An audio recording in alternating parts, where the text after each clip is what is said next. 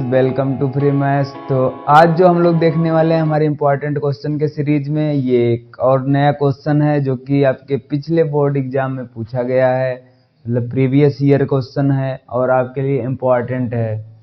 और इससे पहले वाली वीडियो अगर आपने नहीं देखी है तो आप चैनल में जाके देख सकते हैं, जिसमें हमने एक प्लेलिस्ट भी बना रखा है इम्पोर्टेंट क्वेश्चन नाम का। उसमें हम हर एक वीडियो में एक एक क्वेश्चन करके आपको सॉल्व करवाए हैं प्रीवियस ईयर के। अगर आप ये क्वेश्चन अपने कॉपी में कर लेते हैं तो आई होप आप लास्ट दिन में अगर इनको रिवाइज भी एक बार कर लेंगे तो आपकी मैथ के एग्जाम में काफ़ी क्वेश्चन इससे फंस जाएंगे, ठीक ना। तो चलिए शुरू करते हैं और देखते हैं क्या है क्वेश्चन हमारा। तो क्वेश्चन कह रहा है कि एक बहुमंजिले भवन के शिखर से देखने पर किसी 4 मीटर ऊंचे भवन के शिखर और तल के अवनमन कोण क्रमशः 30 अंश और 45 अंश हैं। तो बहुमंजिले भवन की ऊंचाई और दोनों भवनों के बीच की दूरी निकालना है हमको, ठीक ना। तो ये कौन से चैप्टर का है ये आप लोग कमेंट करके बताइएगा। हम नाम बता दे रहे हैं चैप्टर का, ठीक है। चैप्टर का नाम जो है वो हमारा है त्रिकोणमिति के अनुप्रयोग, या पहले जो पुराने बुक थे उनमें हाइट एंड डिस्टेंस नाम से हम लोग जानते थे, ऊंचाई और दूरी के नाम से, ठीक ना। तो ये त्रिकोणमिति के बाद वाला चैप्टर है। तो सबसे पहले हम इसमें करते क्या, हम फिगर बनाते हैं ना क्वेश्चन को पढ़ के कि क्वेश्चन कह क्या रहा है, ठीक है। तो क्वेश्चन कह रहा है कि एक बहुमंजिले भवन के शिखर से देखने पर किसी 4 मीटर ऊंचे भवन, तो एक बहुमंजिला भवन है मतलब बड़ा होगा। तो चलो एक हम बहुमंजिला भवन बना लिया ये हमने। और यहां से कह रहा है कि एक 4 मीटर ऊंचे भवन, एक छोटा भवन है जो कि कितना है 4 मीटर ऊंचा है, ठीक है। इसकी ऊंचाई कितनी है 4 मीटर, ठीक है। और क्या कर रहा है कि शिखर और तल के अवनमन कोण, देखो बहुमंजिले भवन के शिखर से देखने पर यहां से कोई देख रहा है, ठीक है, कोई आदमी है जो कि नीचे की ओर देख रहा है।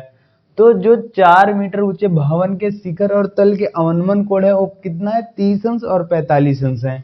तो सबसे पहले देखो शिखर का है, बाद में तल का है। शिखर मतलब इसका जो शिखर है यहां से इसको मिला देते हैं थोड़ा सा सीधा, ठीक ना।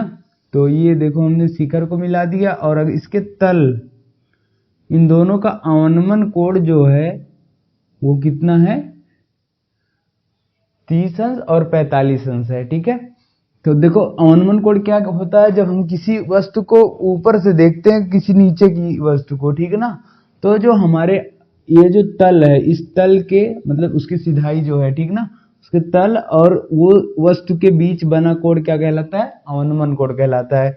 तो शिखर का कोण कितना है, देखो शिखर का कोण हमको दिया है 30 अंश है, ठीक ना। तो मतलब ये देखो ऊपर वाला जो कोण है कितना है 30 अंश है, और जो तल का अवनमन कोण है वो कितना है 45 अंश है। तो मतलब ये जो पूरा बड़ा वाला है ये कितना है 45 अंश है, ठीक है ना। ठीक, क्लियर यहां तक। अब हमको निकालना क्या है, देखो हमने अभी तो फिगर कुछ मोटा मोटा बना लिए हैं कि क्या हमको करना है। कह रहा है कि बहुमंजिले भवन की ऊंचाई और दोनों भवनों के बीच की दूरी, मतलब इसकी ये ऊंचाई h मान लेते हैं और इनके बीच की दूरी ये हमको बतानी है। हम इनको यहां से मिला देते हैं, ये हमारा फिगर तैयार हो गया। अब हम कुछ भी नाम इनका रख देंगे, कुछ भी रख लो आप, ठीक ना। तो हम ए रख देते हैं, बी सी डी। और अगर एक चीज और हम कर लें, यहां से क्या करते हैं डी से मतलब बीसी के समांतर एक रेखा खींच लेते हैं बिंदु डी से, ठीक ना। यहां से एक इसको हम क्या मान लेते हैं ई मान लेते हैं, ठीक है। तो सबसे पहले आप लोग लिखेंगे क्या बोर्ड परीक्षा में, और वो क्या करेंगे आप, अब हम वो करने जा रहे हैं, ठीक ना, कैसे आप लिखेंगे उसको। तो सबसे पहले आप लिखेंगे सोल्यूशन में क्या है ए बी, क्या है ए बी, जो जो चीजें हमने बनाई वो चीजें लिख देंगे, जो जो चीजें इसमें दी भी गई हैं वो भी आप समझ सकते हैं। ए बी क्या है, ए बी एक बहुमंजिला भवन है,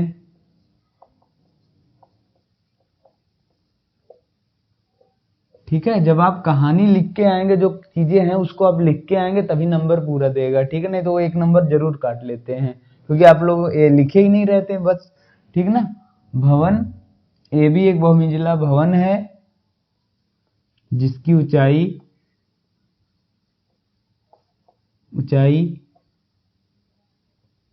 कितनी है, h मान लेते हैं, ठीक ना, जिसकी ऊंचाई h है। अभी हमने सबसे पहले क्या लिखा, ए भी एक हमारा बहुमंजिला भवन है जिसकी ऊंचाई h है। उसके बाद सी डी क्या है, सी डी एक दूसरा भवन है। देखो क्या करा है, 4 मीटर ऊंचे कोई दूसरा भवन है, ठीक ना, तो उसको लिखने की जरूरत नहीं है, तो दिख ही रहा है सी डी दूसरा भवन है, लिख भी दो, कोई दिक्कत नहीं है उससे, दूसरा ये, ठीक है, भवन है जिसकी ऊंचाई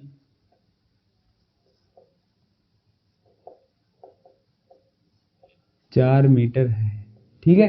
क्योंकि हम पेपर में क्वेश्चन तो लिखते नहीं है, तो उसको कैसे पता रहेगा, इसलिए हम ये सब चीजें वहां पे नोट कर लेंगे, ठीक ना, तो ताकि वो क्वेश्चन, क्योंकि वो सोल्यूशन ही देखेगा जो आपका एग्जामिनर होगा, वहां पे तो हम क्वेश्चन लिखते नहीं है, बस आंसर नंबर डालेंगे और सीधा लिखना शुरू कर देते हैं, ठीक ना, तो इतना यहाँ पे जरूरी है लिखना।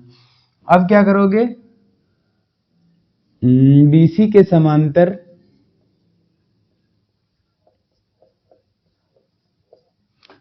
समांतर ईडी खींचा। अब ये जो बीसी है ये क्या है, दोनों भवनों के बीच की दूरी है, ठीक ना, तथा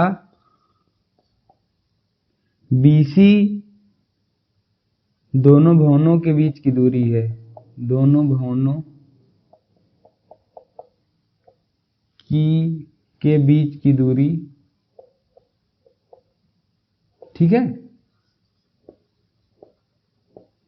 खुद से देखो बना रहे हैं, ये कहीं से रट्टा नहीं होता है, ठीक ना, तो आपको खुद से ही बनाना होगा, वहां पे कोई दिक्कत नहीं है, उससे कुछ भी आप लिख देंगे, बस चीजों को जो कर रहे हैं उसको आप बता दीजिए, ठीक है। बीसी क्या है, दोनों भवनों के बीच की दूरी है। अब यहां तक लिख दिए, तो अब आपको कुछ नहीं करना है, अब जो काम करना है वो हमको खुद टेक्निकली सोचना है। क्या सोचना है, देखो यहाँ पे ये देखना है कि जैसे ये कोड 30 अंश है, तो एक चीज यहाँ पे ध्यान रखना है, एक जेड की आकृति अगर अवनमन कोड का है तो वहां पे जेड या उल्टा जेड, ऐसे भी अगर कोई जेड की आकृति बन रही है तो ये कोड इस कोड के क्या होते हैं, आपस में बराबर होते हैं, ठीक ना। तो यहाँ भी क्या करना है कि जो ये 30 अंश वाला कोड है, देखो ये किसके समांतर है, ये दोनों समांतर हैं और ये तिर्यक रेखा काट रही है, तो ये कोड इस कोड के बराबर होगा, ठीक है। कौन सा, ये वाला, देखो ये इधर से ये आ रहा है ना, तो ये वाला इसके बराबर होगा, और ये बड़ा वाला देखो अगर हम करें तो ये बड़ा वाला यहां से इधर आ जाएगा, तो ये कितना हो जाएगा, 45 अंश, ठीक है, कोई दिक्कत नहीं। अब चीजें आसान हो गई हैं। अब हम क्या करेंगे, अब हम दोनों त्रिभुज ले लेंगे। सबसे पहले कौन सा त्रिभुज लेते हैं हम, ये देखो ये कितना आया था, ये 30 अंश आया था, ये 45 अंश हो गया, ठीक है। सबसे पहले हम लिखेंगे त्रिभुज, चाहे आप ये ऊपर वाला ले लीजिए चाहे ये बड़ा वाला ले लीजिए, कोई दिक्कत नहीं है उससे। तो हम सबसे पहले ले लेते हैं ऊपर वाला ले लेते हैं, ठीक ना। क्या लिखते हैं, त्रिभुज AED में, ठीक है, AED में यहाँ समकोण लिख लीजिएगा, क्योंकि समकोण त्रिभुज है इसीलिए हम साइन थीटा कॉस थीटा जो भी लगाना होगा। तो हमको चाहिए क्या, देखो यहाँ पे हमको ये चाहिए, ED चाहिए। अगर हम ED निकाल लें तो BC के बराबर होगा, तो हम ED बराबर क्या लिख सकते हैं, देखो ED और ये दोनों आने चाहिए, ठीक ना, जिसमें लंब और आधार आए, ठीक है, क्योंकि हमको ऊंचाई भी चाहिए, तो इसके लिए हम क्या लेंगे, tan थीटा लेंगे। tan 30 अंश बराबर क्या हो जाएगा, लंब बटे आधार, लंब क्या हो जाएगा AE बटा आधार क्या हो जाएगा ED। अब इसमें से हमको देखो कुछ पता है, कुछ नहीं पता है, और tan 30 अंश का मान लेकिन हमको आता है।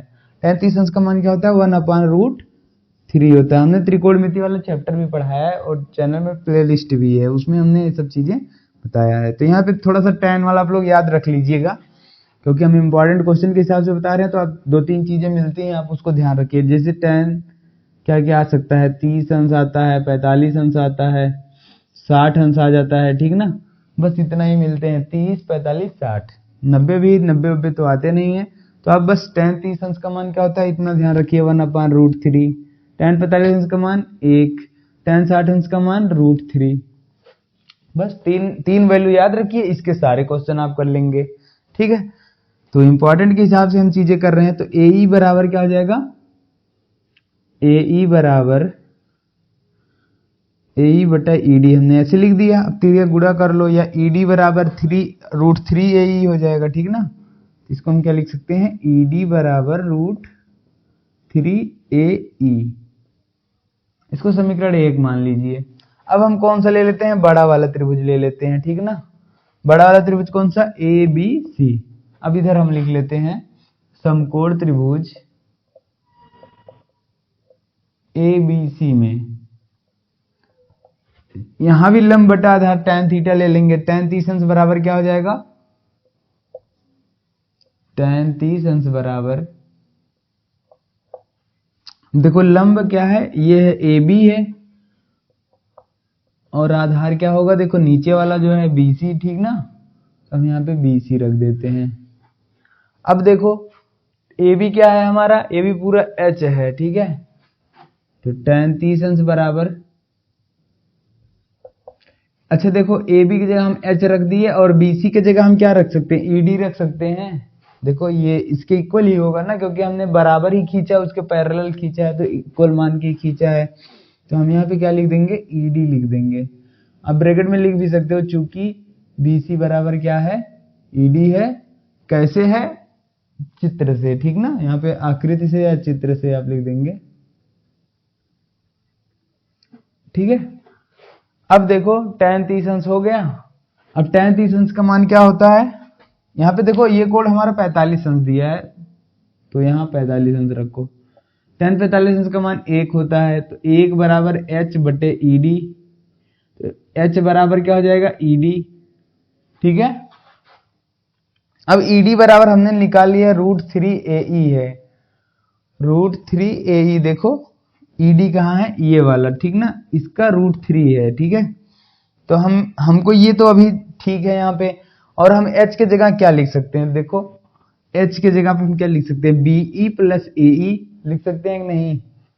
तो हम इसको इरेज कर देते हैं, और यहाँ पर हम चूंकि लिख देंगे H इज इक्वल टू क्या है, H इज इक्वल टू हमारा है, देखो ये H मतलब पूरी हाइट है AB, ठीक ना। AB बराबर H है, और H बराबर पूरा लिख लो, AB बराबर H, H के इक्वल क्या है, AE प्लस BE, ठीक। अब देखो AE और BE किसके बराबर है, CD के बराबर है, ठीक है। तो हम BE की जगह पे CD रख देंगे, तो H बराबर AE प्लस CD, ठीक है। और CD कितनी है हमारी, 4 मीटर है, तो H बराबर क्या आ जाएगा, AE प्लस 4। ये इतनी चीजें आपको यहाँ पे ध्यान रखनी है। अब हम H की जगह डायरेक्ट ये रख देते हैं, AE प्लस 4, और ED की जगह पे हम क्या रख देंगे, देखो √3AE, ठीक है। ये तो हमने निकाल लिया है, और ED की जगह पे क्या लिख दिए, √3AE, ठीक है। इतना ठीक है, कोई दिक्कत तो नहीं होनी चाहिए यहाँ पे। अब क्या करते हैं, देखो AE को उधर भेज देते हैं, तो 4 बराबर क्या हो जाएगा, √3AE माइनस AE। अब AE कॉमन ले लो, तो कितना हो जाएगा, ब्रैकेट में बचेगा √3 माइनस 1। अब ये देखो इधर गुणा है, इधर आएगा तो भाग हो जाएगा, 4 बटे √3 माइनस 1 बराबर AE। यहां से हमको AE निकल गया, ठीक है। अगर हमको H चाहिए, तो H के लिए हमको क्या चाहिए, AE में 4 ऐड कर देना है, ठीक है। तो यहाँ पे हम H बराबर लिख देंगे 4 प्लस 4 अपान √3 माइनस 1।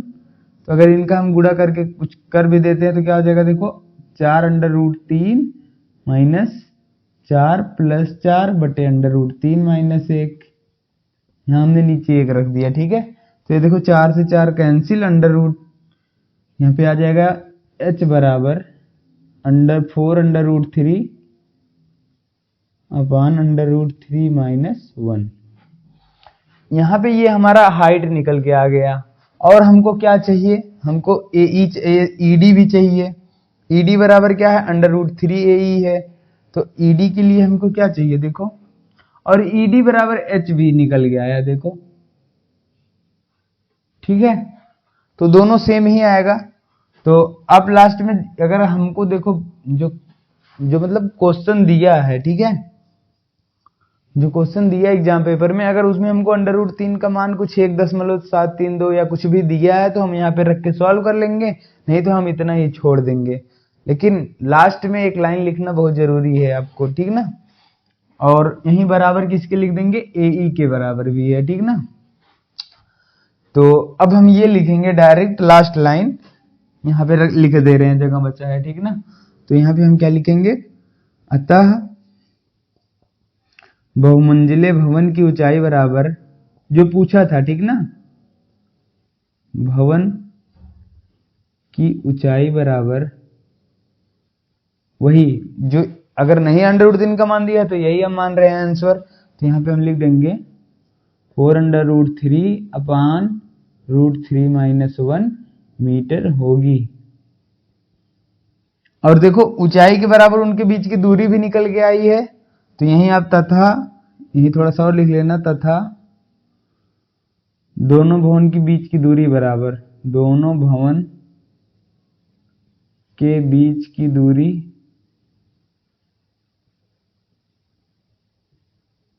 दूरी 4√3/√3 - 1 मीटर होगी, ठीक है।